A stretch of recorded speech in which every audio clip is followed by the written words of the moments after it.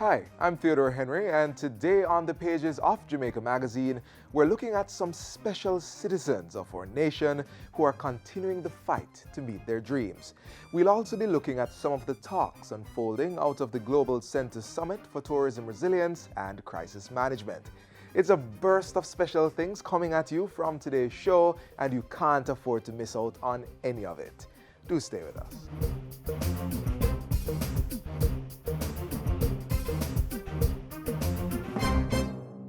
3 miles is one of the country's busiest intersections with 70,000 vehicles passing through the area daily, and it's now experiencing roadwork improvements. Motorists and pedestrians are being asked to follow simple road rules as they traverse the 3 miles area and any other road construction zones in the country. Remember, the prescribed speed limit is 30 kilometers per hour. Adhere to the instructions of the flag persons in these areas. Always look out for posted warning signs. Expect delays. Plan for them by leaving early to reach your destination on time. And finally, slow down and be aware of your environment. The development of the 3 miles road network is just another example of our government working to make Jamaica the place of choice.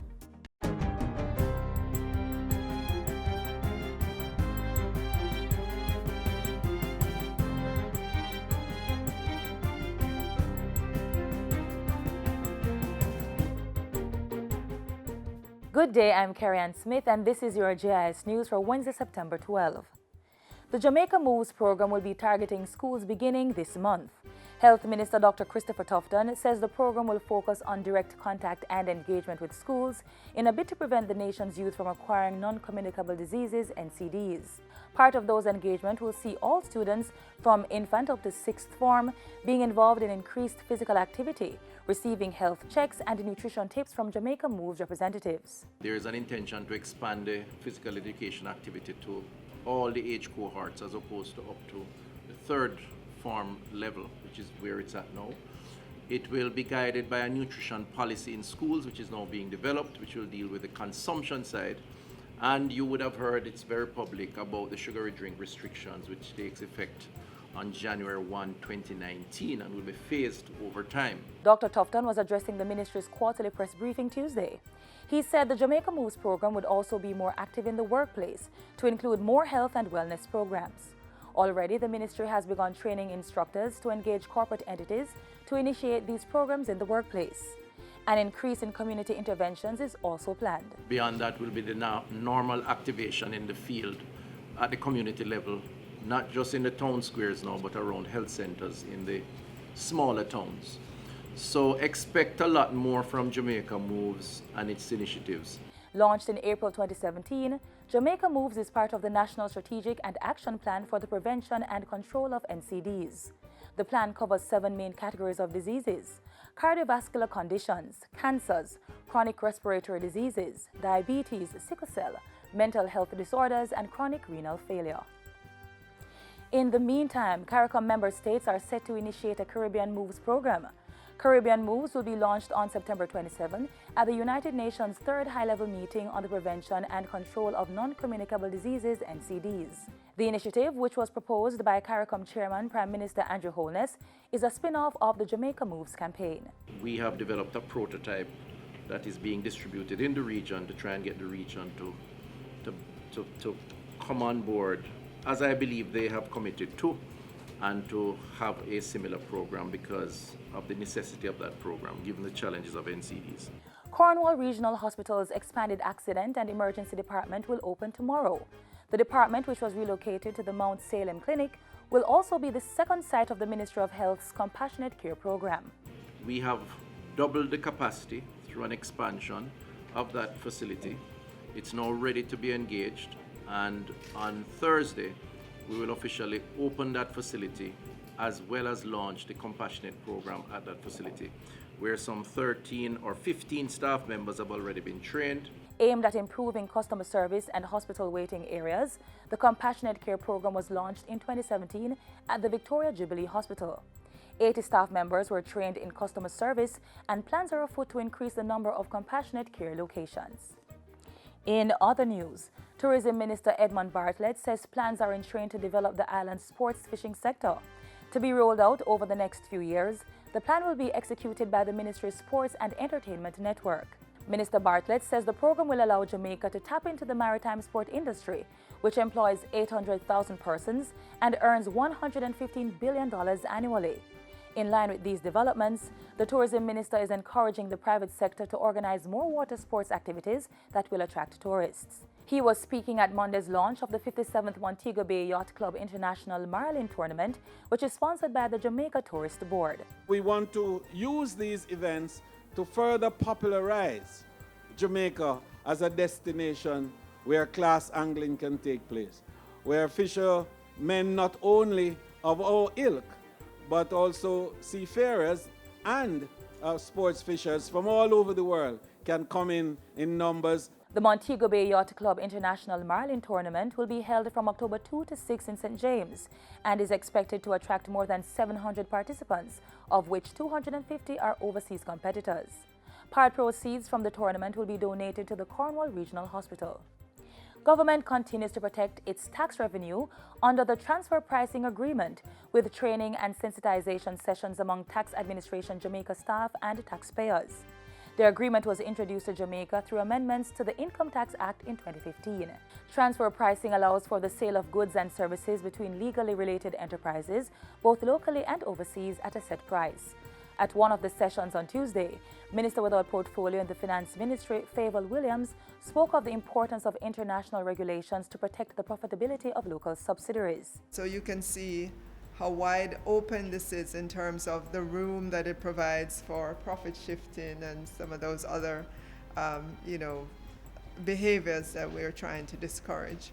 Minister Williams says work is ongoing to strengthen the capacity of the staff within the TAJ to administer the transfer pricing regime. She says Jamaica is also receiving assistance from the German Revenue Authority, as well as tax inspectors without borders. The sum of these actions will help to safeguard Jamaica's tax base, support efforts towards a transparent and predictable investment climate, as well as build a technically strong tax administration that understands taxpayers' businesses, industries, and transactions. And that's it for JIS News Today. I'm Carrie-Ann Smith. Thanks for watching.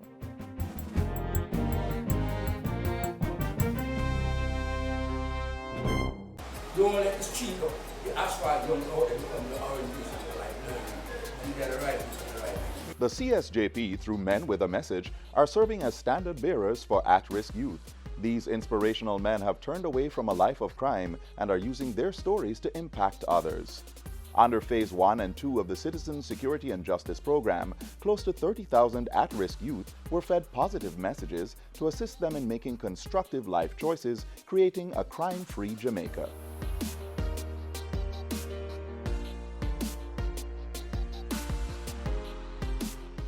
Our tourism sector is doing amazing things, and that's likely to continue with the recent launch of the first summit for the establishment of a global center for tourism resilience and crisis management. Learn more next. We have come to the conclusion that it is time to establish what we want to call a resilience recovery center that would be of regional mandate, but would act as an international pilot that can benefit the entire world. There is no place in the world that would start such a center better than here in the Caribbean.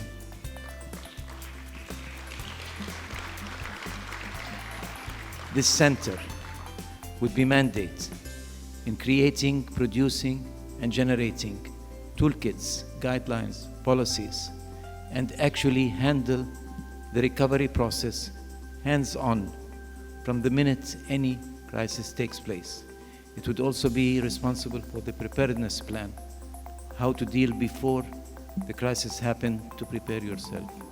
And then, last but not least, of course, how to communicate and deal with the crisis after it happens. 10 months later, the Tourism Ministry is on the mountainside for a top flight to launch the Caribbean's first Tourism Resilience Center.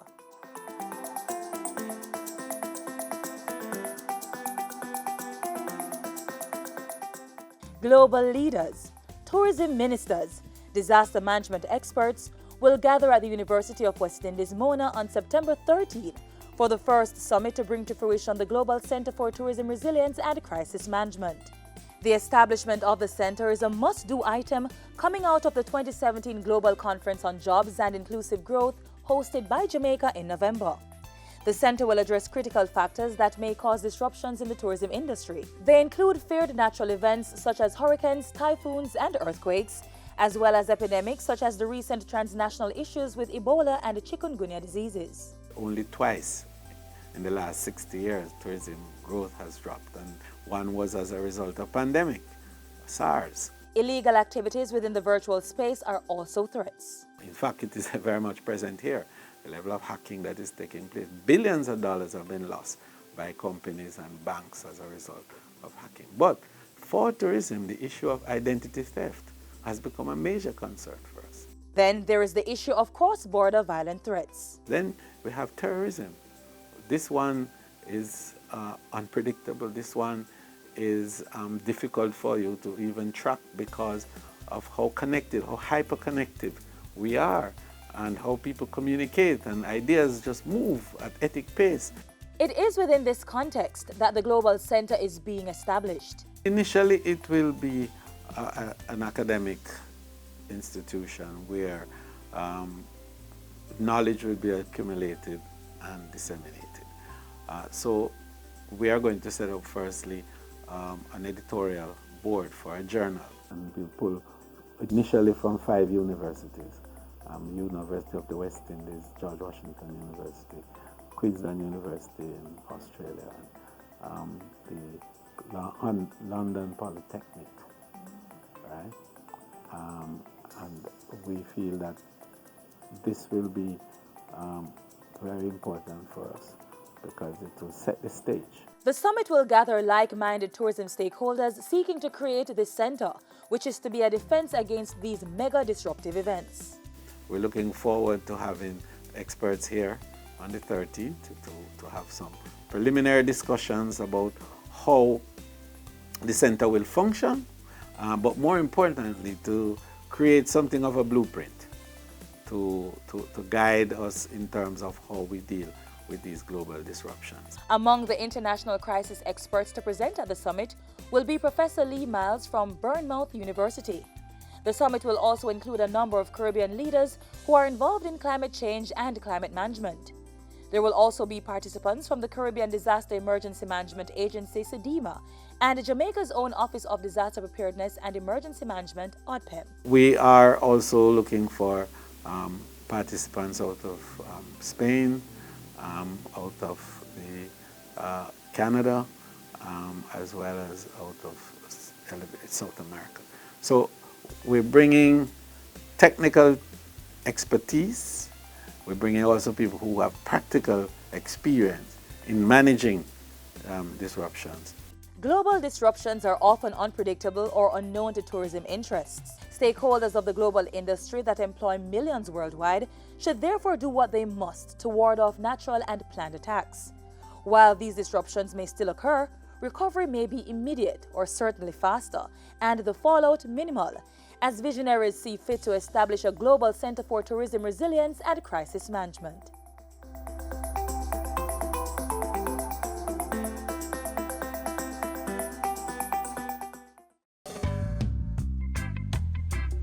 Coffee was introduced to Jamaica in 1728. Creighton Estate was established around 1765, and the Blue Mountain Range and the central region of Jamaica, which is the Grand Ridge of Jamaica, were the major coffee producing regions. Currently, we are fully certified under the Rainforest Alliance, and we are the very first entity in the Caribbean region to attain that certification. Now, the Blue Mountain Range of Jamaica is a microclimate of the island and has provided the perfect conditions for growing the Arabica coffee. A typical day in the Blue Mountain, the most sunlight is in the mornings from about 11:32 to 4 p.m. You know, this is the weather that we experience. This is a norm in the Blue Mountain. It's nothing unusual, you know, for the range to be covered with mist. And after sunset, the temperature basically goes below 20 degrees Celsius. So those are the perfect ingredients to develop high quality coffee. You know, the culture here is rich. We're an extremely creative, you know, set of people. In Jamaica, there's everything. If you're a nature lover, we have it. If you like the wetlands, we have it. You know, great coffee, you know, great food. God has been good to us.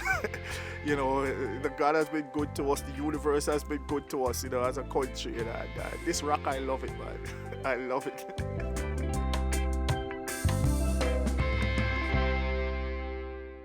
Our small island home has been blessed with many gifts, including resilient people.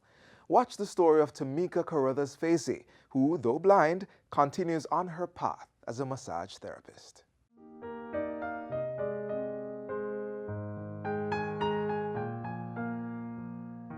Well, Tamika, thank you for taking the time to talk with us. We just want to find out a little bit more about your story and how did you get started in the profession? It has started when I got blind, 11 years ago. I got blind from a wrong medication while I was studying nursing. Did you feel angry at any point when you discovered that you would not have been able to see again? Angry? Yes. When I was just getting blind, because I went blind within 19 days. And I remember they had to strap me to a bed because I was trying to run out of the hospital, saying, I don't want to be blind, I don't want to be blind. At the time, persons thought that blindness is the end of the world. But I was already a mother. And for me to just take this like this and take it lightly, it wasn't my thing, because I'm a fighter. I got myself rehabilitated, learning how to use a computer again without sight. Right. Within 3 months, I learned that at Society for the Blind. I learned how to use my cane. I was already a student at heart before, as a chef. Yes. So there was my next resort, to call them up and say that I'm blind. And I need them now to tell me of a profession that suits me.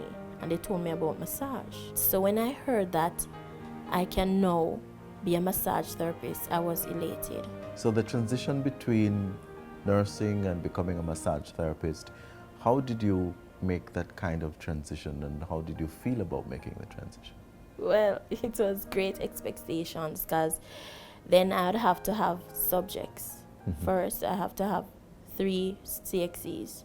That's what they require. So I went ahead and I did CXEs, 7 of them. Absolutely. In which I got 1s and 2. Yes. And then I started the massage course. It was 2 years. It was very challenging because we have to get reader writers, because now I cannot read for myself. But from the day I started practical, wow. That was the life-changing moment for you. Yes, I know now that I can now use my hands and at my sight. Everything just came to me natural. Yes. It's like this was my destiny. Yes, I was sad about the blindness, but tell you, sometimes I forgot because the way I moved, I forget that I'm blind sometimes. Yes. Looking back in your mind's eye, do you believe that this is where you should have been, given the situation of the wrong medication and that whatever else that you chose on the other path in terms of the culinary arts, it would not have been as successful as being a massage therapist? I don't want to question nature and said, why me? Why not me? Because when I look back on my life being a chef and also was attending training to be a nurse, I don't know what type of nurse I would be, but I can say I'm an extraordinary massage therapist. There are many young women, young girls in particular, who have dreams, great dreams to become successful, but at some point have the doubt and they don't feel as if they can be as triumphant as they possibly can. What kind of advice would you give to those people to live their dream and get them to where they ought to be? Sky's the limit. Use your challenges as a stepping stone.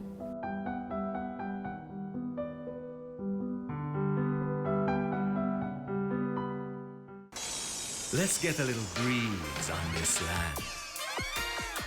All right. Now let's get some bounce in the rhythm. All right. Let's get some fire on our hearts.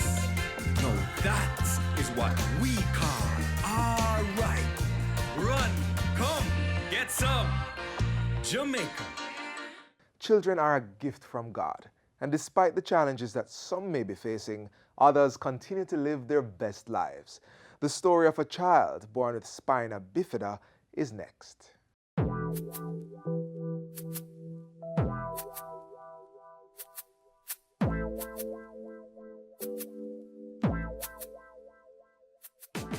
Meet Alex Fraser. He's a 10-year-old student of Dunrobin Primary School in Kingston. He's just like most other boys his age. He loves to play football, hang out with his friends, and play computer games. The only major difference, he cannot walk like most other boys his age. Alex was born with spina bifida, a condition where a baby's neural tube fails to develop normally, causing damage to the spinal cord and bones of the spine. Alex's mother, Tamara Brown, has 3 other children, all of whom have no birth defects. But from Alex's birth, Tamara was determined that he would be given the same opportunities. I want Alex to have a good education. No matter if anything happened to me tomorrow, I want him to have a good education. Can't complain. The children, the teachers, love him a lot. It's fun having Alex around, even though sometimes it's like he's not even there. He's so quiet, he's so obedient, and he gets along well with his parents. Parenting a child with disabilities like Alex's takes extra special loving care. I have to make sure, go to school, eat, because Alex is a very sick child. Alex has high blood pressure, he has a kidney problem, so I have to take antibiotic every day, I have to take mineral oil every day. It means Tamara has to be at school with Alex for the entire school day on many occasions, as there are times when he doesn't have an assigned special needs assistant. We are always here for Alex's mom and for Alex. She has been a strong parent though, doesn't complain a lot, but we have been there in support, maybe for lunch or any advice that she would need. So she has been a great parent. Alex's mother, she never gives up. She really wants the best for her child, and she should be commended for actually fighting to get the best in life for Alex. And we're happy he's a part of us. I would like to work with computer when I grow up. Antonika Gunter-Gale, Director of the Early Stimulation Program in the Ministry of Labour and Social Security, works closely with parents of children like Alex, especially in the early stages. Parents, guardians, caregivers of children with disabilities face a number of issues. Financial, is one of them. When you take, for instance, sometimes a child with special needs go beyond the years of using diapers, they have to take soft food. So that means, the blending, the buying of certain food items, So there are a number of challenges. Medication, you think about appointments. The child needs to go to the hearing, specialist. The child needs to go to the audiology. The child needs to go to various appointments. And it does take cash, to care on the part of the parent for persons who don't understand that this is a child with special needs and the child, act up in the public, screaming, shouting, hyperactive, a child with autism, very antisocial, not getting on like his peers. These things can really cause much stress to the parents of children with disabilities. But you might ask, how can a regular parent afford all these expenses? And are there any existing support programs for parents of children with disabilities? There are a number of support through the Ministry of Labour and Social Security, under which this program falls, the Early Stimulation Program. a mother, guardian, who really cannot find the wherewithal to care. You have support in terms of intervention. You have financial assistance in terms of a rehabilitation grant that is offered through the ministry for parents or guardians of children with special needs. You have the Jamaica Council for persons with disabilities that also offer support and financial assistance for, starting up your own business, advice, and, that sort of a thing. So there are a number of areas. We have the PAT program that assists with adaptive aids, such as hearing aids, walkers, wheelchairs, medication. For parents who, like Tamara Brown, are unable to maintain regular jobs as a result of having to be with their disabled children at home or school, the Early Stimulation Program guides them to numerous entrepreneurship opportunities. We have parents, for example, a simple thing as making soaps, different soaps, putting together, soaps that is tested and passed, approved through the Bureau of Standards, selling soaps. So we have mothers doing phone cards. We have parents doing their little craft at home, rearing chickens at home, doing eggs, So there are a number of areas while taking care of the child at home, the parent could do. For more information, you may contact the Early Stimulation Program at 95 Hanover Street, Kingston.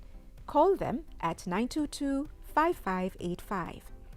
Children with special needs need extra special parents.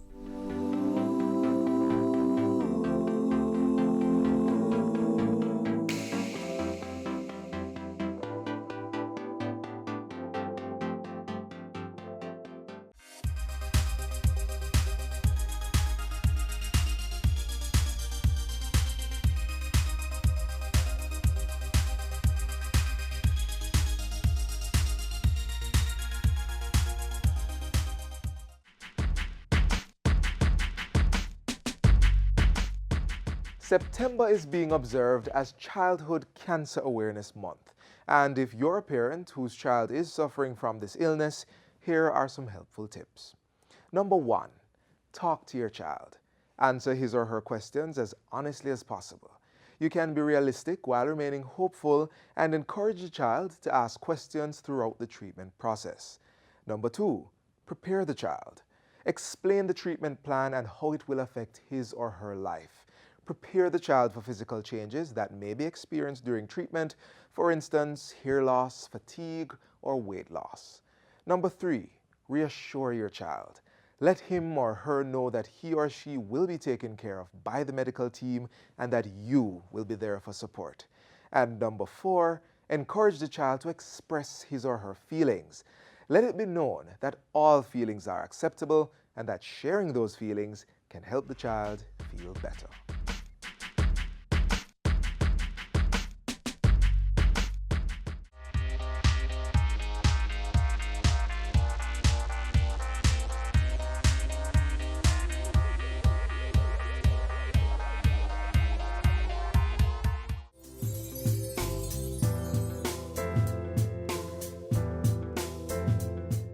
And this is where we'll have to leave you for today's show. But do join us again tomorrow for what promises to be another informative edition. If you missed anything at all, you can watch it all again on our website or YouTube page. And don't forget to keep up with us via our Facebook or Instagram or our Twitter pages. On behalf of the entire production team, I'm Theodore Henry. Do take care.